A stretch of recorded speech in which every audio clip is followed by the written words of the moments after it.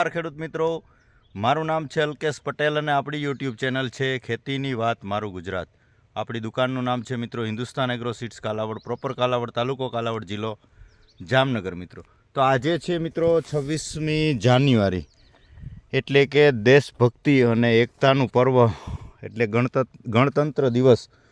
26મી જાન્યુઆરીની તમામ ખેડૂત મિત્રોને હાર્દિક શુભકામનાઓ. મિત્રો, એકતાનું પ્રતીક જળવાઈ રહે, દેશ માટે શાંતિ અને ભાઈચારો જળવાઈ રહે એવી પ્રાર્થના સાથે આજના વિડીયોની આપણે શરૂઆત કરીએ. મિત્રો તો આજે હું મારા પોતાના ફિલ્ડમાં હતો. વટાણાનો જે છે એ પ્લોટની મુલાકાતે છું. વટાણાનો પાક એકંદરે જોવા જઈએ તો સારું ગણાય, કેમ કે તમે જોઈ શકો છો કે હવે જે આનું સિંગ બંધાવાની જે છે, દાણા જે છે ભરાવાની શરૂઆત થઈ ગઈ છે. તો આ પ્રકારે સ્થિતિ અત્યારે છે એ ખૂબ જ સારી જોવા મળી રહી છે. મિત્રો તમે જોઈ શકો છો. તો વટાણાનો પાક એકંદરે જોવા જઈએ તો ખેડૂત મિત્રો માટે વાવેતર કરવા લાયક છે. આ મારી પોતાની વાડીની મુલાકાતે જ છું. તો આનાથી ખેડૂતને ઓછો ખર્ચ અને ઉત્પાદન સારું મળી રહે. અને બજાર ભાવ જે છે એ તો આપણા હાથની વાત નથી. કોઈ પણ પાકનું વાવેતર કરીએ, આ ડુંગળીનું વાવેતર આપણે મિનિમમ ખેડૂત મિત્રોએ 500 રૂપિયાનો અંદાજ લગાવીને તો વાવેતર કર્યું હોય ને, તો હવે અત્યારે 150-200 રૂપિયા જેવું જે છે એ ભાવ થઈ ગયા છે. તો એમાં ક્યાંય ને ક્યાંય ખેડૂતોને નુકસાની ખૂબ વેઠવાનો વારો આવે. કપાસની વાત કરીએ તો કપાસની અંદર 7-8 મણના ઉત્પાદન આવ્યા છે, તો એની સરખામણીએ ભાવ 2500 આસપાસ હોવા જોઈએ, પણ 1500 રૂપિયા મળતા નથી ખેડૂત મિત્રોને. એટલે આ એક વિચારવા જેવી, જોવા જેવી બાબત છે. પણ હવે એમાં આપણે ઊંડો ન ઉતરીએ. અને ખેડૂત મિત્રોને ભલામણ એટલી છે કે પાકની ફેરબદલી કરતી રહેવી જરૂરી છે. આ મુજબના અલગ અલગ એક ધારું વાવેતર ન કરીએ. મારે 8 વીઘાનું વાવેતર છે, તો તમને ક્યાંય ને ક્યાંય ઉત્પાદનમાં તો ચોક્કસથી ફાયદો થશે જ, પણ અલગ અલગ વાવેતર થયું હશે તો બજાર ભાવમાં ક્યાંય ને ક્યાંય ફાયદો જોવા મળશે અને ખર્ચ ઓછો થાય. આ ચણા કરતાં પણ ઓછો ખર્ચ. આની અંદર રાઉન્ડ 2 લગાવ્યા છે, બરાબર છે, બીજો કોઈ ખર્ચ કર્યો નથી. 25-25 અને જે છે એ ફલમગ્રોનો હમણાં 3 દિવસ પહેલાં જ બીજો રાઉન્ડ માર્યો. એક 15 દિવસ 17 દિવસ પહેલાં લગાવ્યો હતો, પણ ખૂબ સારું ફ્લાવરિંગ, કોઈ ચીજ ના ઘટે એમ કહી શકાય. દાણા એટલો બંધાય છે ને છતાં હજી આખું ખેતર જે છે એ સફેદ જોવા મળી રહ્યું છે. સિંગો બંધાવાની શરૂઆત તો થઈ જ ગઈ છે, પણ રિઝલ્ટ એકંદરે સારા છે. 25-25 મિત્રો વાપરજો. અને જે છે એ સહારા ઇન્ટરનેશનલનો આવે છે ફલમ ગ્રો, આ વસ્તુનો પણ છંટકાવ કરજો, રિઝલ્ટ સારા છે. બાકી ફૂગનાશકમાં જે જરૂરિયાત હોય એ મુજબ. અને આ 25-25 વાપરવું હોય અથવા ફલમ ગ્રો વાપરવું હોય તો શક્ય હોય ત્યાં સુધી પાવડર ફોર્મ્યુલેશનવાળા જે છે એ ફૂગનાશકનો ઉપયોગ કરવો, જેથી કરીને ડોઝ ફાટે નહીં અને રિઝલ્ટ ક્યાંય ને ક્યાંય સારું જોવા મળે. 25-25 સાથે તો ન જ મિક્સ કરવું, પણ તમે જે ફલમ ગ્રો વાપરો છો તો એ તો વાપરી શકાય છે, પણ છતાંય શક્ય હોય ત્યાં સુધી પાવડર ફોર્મ્યુલેશનનો ઉપયોગ કરશો તો રિઝલ્ટ તમને કાંઈક એક્સ્ટ્રા મળશે.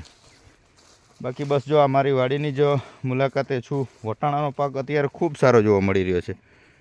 ગ્રોથ સારો છે, હાઇટ સારી છે, છતાં પણ આમ જે છે તમે જોઈ શકો કે આની માલ બંધાવાની અડાતું નથી, ત્યાં તો ભાંગી જાય છે. આવી પરિસ્થિતિમાં જે છે તો દાણા બંધાવા લાગ્યા છે, છતાં પણ ફ્લાવરિંગ ખૂબ સારું છે. મિત્રો તો ભલામણ આટલી કરવાની છે મિત્રો કે પાકની ફેરબદલી કરજો. એકને ખેતરમાં બીજા વર્ષે બવાડું ન થાય એની ખાસ કાળજી રાખવી, જેથી કરીને ઉત્પાદન કપાય નહીં, પાકમાં ખર્ચ વધી જાય. તમે બે સિઝનમાં વાવેતર કરો, દાખલા તરીકે આ વટાણાનું કર્યું છે, આવતી સિઝનમાં પણ હું વટાણાનું વાવેતર કરું તો ઉત્પાદન મને ઘટે જ, સામે ખર્ચ વધુ કરવો પડે. ત્યારે જે છે આ વર્ષની સરખામણીએ એનાથી થોડુંક ઓછું ઉત્પાદન મળે, પણ ખર્ચ વધી જાય. એનાથી ખાસ કાળજી રાખવાની છે મિત્રો કે પાકની ફેરબદલી કરવી જરૂરિયાત મુજબ. ખોટી સોશિયલ મીડિયાની માહિતી ઝાઝી ખોટી અવડા માર્ગે દોરે આવી ન લઈ અને ક્યાંય ને ક્યાંય ખેડૂતોને ફાયદો થાય, આવા હેતુથી આપણે વિડીયો બનાવીએ છીએ. તો આવી થોડી કાળજીપૂર્વક માહિતી લઈ અને આપણે પાકનું વાવેતર કરીએ. પાકની અંદર યોગ્ય માર્ગદર્શનથી દવા ખાતરનો ઉપયોગ કરીએ, સારી ક્વોલિટીનું બિયારણની પસંદગી કરીએ, તો જે છે એ આપણને ક્યાંય ને ક્યાંય ઉત્પાદન ચોક્કસથી સારું જોવા મળે. તો મિત્રો બસ આજે આ વટાણા વિશે એક ચર્ચા કરવાની હતી. આવતીકાલે આપણે ઉનાળુ પાકનું વાવેતર જે કરવાનું છે, તલી છે, મગ છે, અડદ છે, તો આના વિશે આવતીકાલે ચોક્કસથી આપણે ચર્ચા કરશું મિત્રો. સાંજનો સમય થઈ ગયો છે, માહોલ એકદમ ખૂબસૂરત છે. આમ જોવા જઈએ તો શું કહેવાય, દિવસ આથમી ગયો છે અને શાંત વાતાવરણ છે. એટલે ખેડૂત મિત્રોને ભલામણ કે પાકની ફેરબદલી કરવી અને શક્ય હોય ત્યાં સુધી વટાણાનું વાવેતર મને યોગ્ય લાગે છે કે કરી શકાય. તમે ખાલી આની સિરીઝો જોઈ લ્યો મિત્રો, ખૂબ સારું એમ પરફોર્મન્સ ખૂબ સારું છે.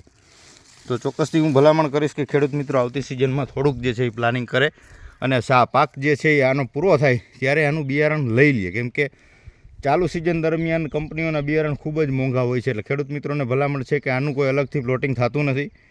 એટલે જ્યારે માર્કેટ સુધી આ માલ વેચાવા આવે ત્યારે ચોક્કસથી આવતી સિઝનનું જરૂરિયાત મુજબનો માલ મેળવી લેવો. એટલે વાવેતર સમયે વધારાનો ખર્ચ ખેડૂતોને થાય નહીં. બસ આજે આટલી જ માહિતી હતી મિત્રો. આપણી ચેનલને વધુ પડતી સબસ્ક્રાઈબ કરજો, વધુ પડતા ગ્રુપમાં શેર કરજો. ખેડૂત સુધી સાચી અને સચોટ માહિતી મળે અને ખેડૂતોને ક્યાંય ને ક્યાંય ફાયદો થાય, આવા હેતુથી આપણે વિડીયોમાં માહિતી આપતા હોઈએ છીએ મિત્રો. તો બસ રજા આપશો. જય જવાન, જય કિસાન.